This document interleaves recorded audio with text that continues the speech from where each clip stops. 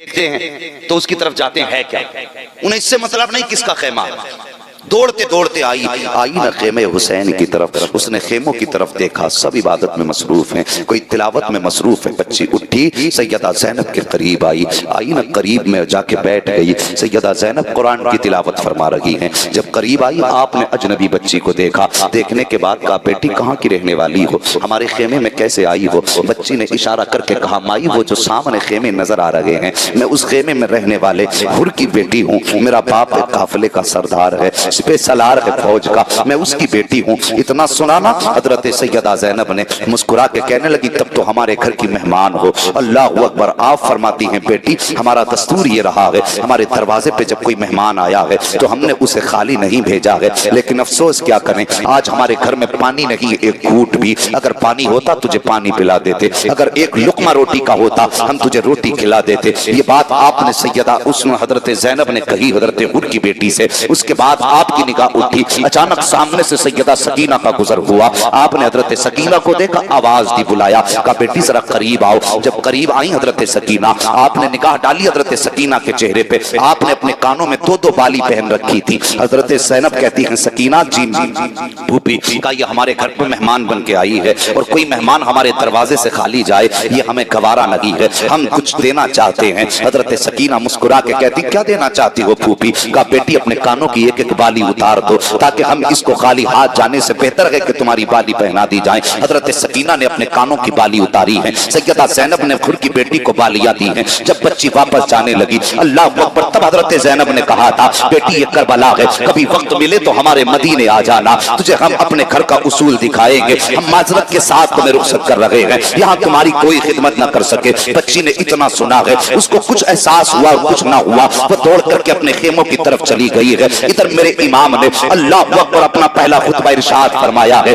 خطبے نے حضرت حر کے دل میں اثر کیا ہے، لیکن ڈر رہے تھے جائیں تو کیسے جائیں، اگر ان کو انہوں نے ٹھکرا دیا تو کیا ہوگا، اگر انہوں نے مجھ کو معاف نہ کیا تو کیا ہوگا، یہ سوچ کر کے اپنے فوج کے بیچ میں حضرت حر ہیں۔ اچانک سامنے سے آپ کی بیٹی کا گزر ہوا، جیسی بیٹی کا گزر ہوا نگاہ پڑی بچی کے کانوں پر، بلایا بچی کو کہنے لگے اے بیٹی جب ہم آئے تھے یہاں پہ تیرے کان میں بالی نہ تھی، بتا تو صحیح یہ بالی کہاں سے لائی ہے؟ اتنی بات بچی نے سنی ہے، اشارہ کر کے کہتی ہے بابا وہ جو خیمے نظر آ رہے ہیں میں صبح ان خیموں میں گئی تھی، بابا جب میں ان خیموں کے اندر گئی میں نے عجیب حال دیکھا، ایک سفید بالوں والی خاتون تھی، انہوں نے اس پیار سے مجھے سینے سے لگایا، ماں میں جب ان کے قریب پہنچی تو ایسا لگا جیسے ماں نے اپنے آنچل میں سنبھال لیا ہو، میں ان کے قریب پہنچی تو بابا ان کے خیمے کی کہانی عجیب تھی، وہ کہنے کے لگی ہمارے گھر میں پانی تک نہیں ہے، اگر پانی ہوتا تو پلا دیا جاتا، ان کے خیمے میں روٹی کا ایک ٹکڑا تک نہیں تھا، بابا میں نے ایک پالنا دیکھا ہے، اس کے اندر ایک بچے کو دیکھا ہے، پیاس کی وجہ سے اس کے ہونٹ سوکھ چکے تھے، وہ اپنی زبان کو سوکھے ہونٹوں پر پھیر رہا تھا، بابا اس خیمے میں اتنا پانی بھی نہیں ہے جب بچے کی پیاس بجھائی جا سکے،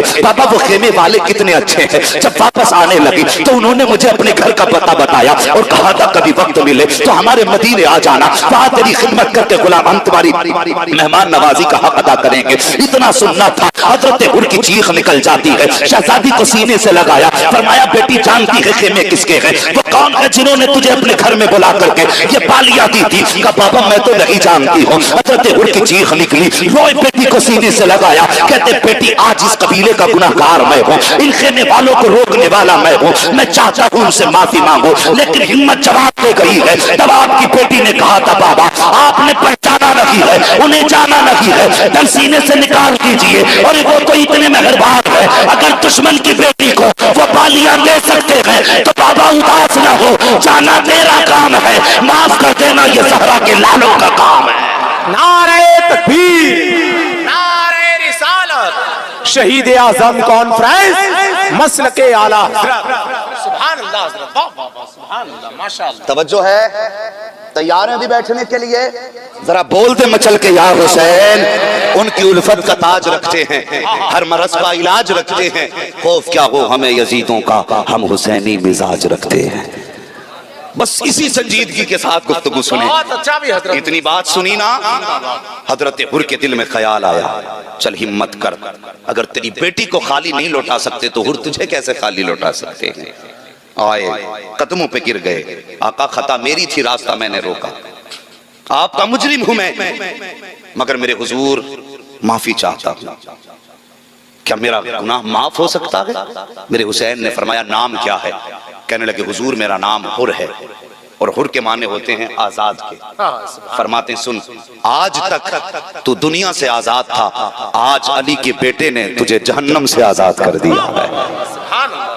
یار کون دیتا ہے دینے کو منہ چاہیے، دینے والا ہے سچا ہمارا نبی۔ فرماتے ہیں جا، ہم نے تجھے آج جہنم سے آزاد کر دیا۔ حضرت حر نے اتنا سنا ہے، کہتے ہیں آقا پھر تو غلامی کا حق ادا کرنے دیجئے۔ کیا کرو گے؟ کا اجازت تو میں سر کٹانا چاہتا ہوں، آپ کی عظمت پہ اپنا خون بہانا چاہتا ہوں۔ اللہ اکبر، میرے امام نے اتنا سنا، فرماتے ہیں حر جاؤ اپنے بچوں میں جا کے زندگی گزارو۔ کہتے ہیں نہیں آقا، اب مجھے اجازت دے دیجئے، میں بتانا چاہتا ہوں اب تک میں تمہارے ساتھ تھا، اب میں حسین کے ساتھ ہوں۔ اللہ اکبر، اب حضرت حر کو میرے حسین نے اجازت دی ہے۔ سوار ہوئے گھوڑے پر پہنچے دشمنوں کے سامنے، دشمنوں نے دیکھا آگ ببولا ہو گئے۔ امیر ابن سعد کہنے لگا اسے مزہ چکھاؤ، ہمارا ساتھ چھوڑنے کی سزا کیا ہے اسے بتاؤ۔ ان کو اندازہ تھا حر کی طاقت کا، وہ جانتے تھے یہ کتنوں کا مقابلہ کر سکتا ہے۔